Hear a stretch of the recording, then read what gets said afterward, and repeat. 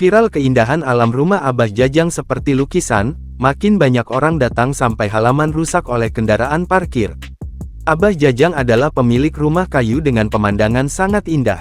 Rumahnya dikelilingi perbukitan, sawah, dan view langsung ke air terjun Curug Citambur. Lokasi rumahnya di Rawadewa, Karangjaya, Kecamatan Pasir Kuda, Kabupaten Cianjur, Jawa Barat. Abah Jajang mengaku senang setelah keindahan lokasi rumahnya viral di media sosial. Sejak viral, pengunjung makin banyak yang datang, mulai dari Jakarta, Tangerang, Bogor, dan Bandung. Abah Jajang kepada Kompas.com, Senin tanggal 3 April tahun 2023, mengatakan, rombongan yang datang berkunjung untuk survei kemudian akan datang lagi saat libur Lebaran. Abah Jajang mengaku sudah lama tinggal di rumah kayu yang viral itu, yakni sekitar 73 tahun. Saat ini, rumah itu ditempati Abah Jajang bersama dengan istrinya. Bahkan, karena lokasinya yang menyuguhkan pemandangan indah, rumah sederhana itu pernah ditawar 2 miliar rupiah. Ahmad Johan 30 tahun, suami dari cucu Abah Jajang mengatakan, keluarganya tidak mematok tarif bagi masyarakat yang ingin berkunjung ke rumah Abang Jajang.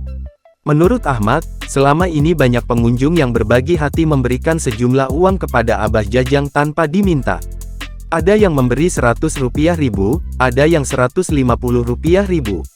Pengunjung yang datang mungkin hanya perlu membayar biaya parkir yang akan diamankan oleh Karang Taruna setempat. Ahmad mengaku keluarganya tidak ingin memanfaatkan situasi usai rumah Abang Jajang viral di media sosial. Menurut Ahmad, sejak viral, banyak pengunjung yang datang ke rumah Abah Jajang.